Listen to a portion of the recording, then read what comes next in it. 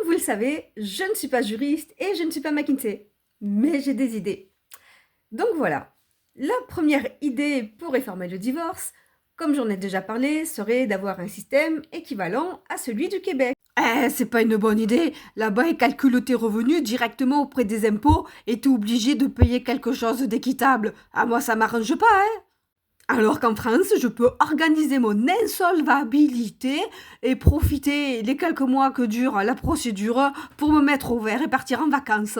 Ainsi, l'ensemble des contribuables pourraient faire des économies sur la CPAM, la sécurité sociale, l'aide juridictionnelle, la CAF, qui donne le complément de pension alimentaire, le Pôle emploi également, et cela permettrait d'accélérer les procédures. Haha, toute façon, la justice, elle a pas de fric pour mettre ce genre de choses en place.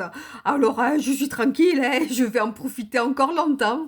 Évidemment, j'ai pensé au financement, qui pourrait provenir en partie des économies réalisées sur les différentes institutions citées plus tôt, mais pas que.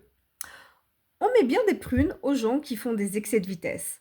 Par contre, on n'en met jamais aux gens qui donnent leurs documents au dernier moment, la veille de l'audience, et qui obligent la partie adverse à faire des reports. Elle m'enlève un moyen de pression gratuit et en plus, elle veut me faire payer. Puisque jusqu'à présent, notre système républicain et judiciaire donne l'avantage aux personnes qui harcèlent, aux personnes qui retardent les procédures et qui retardent donc tous les tribunaux, qui se permettent de retarder également tous les autres dossiers, je me suis dit que je pouvais proposer quelque chose de plus équitable et qui ferait avancer le schmilblick plus vite pour tout le monde. Voilà, encore une bonne femme qui ramène sa science. Et comme ça, moi, je pourrais plus gruger le système. Franchement, vous feriez mieux de pas l'écouter. Imaginons que nous soyons dans un train lancé à toute vitesse et que le premier abruti qui passe par là s'amuse à tirer sur la sonnette d'alarme pour stopper le train en pleine campagne, retardant ainsi son voyage et le voyage de tous les autres passagers. Cette personne serait lourdement sanctionnée. Mais là, dans les tribunaux, ça passe crème. La personne retarde son propre voyage ainsi que le voyage de tous les autres passagers. Non seulement on lui dit rien, on lui permet de recommencer ça encore 2 fois et d'accuser son voisin d'à côté, là, sur le siège, de dire « c'est pas moi, c'est lui ».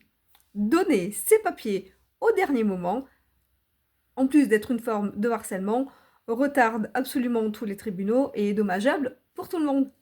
Ce serait une bonne idée que ce soit sanctionné et cela permettrait de financer en partie ce que je vais vous emmener plus tard. Elle reste à la cuisine au lieu de nous casser les noisettes avec tes idées.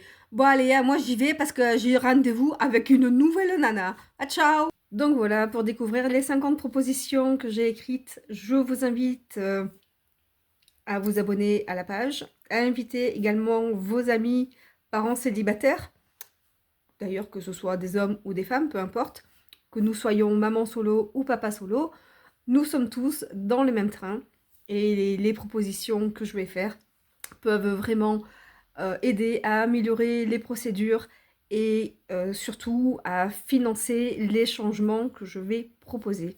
Car les financements viendront de différentes sources. Voilà, j'espère que cela portera ses fruits et évidemment, vous ne serez pas étranger au fait que ce projet réussisse. Puisque pour qu'il réussisse, j'ai besoin que l'idée se diffuse le plus largement possible.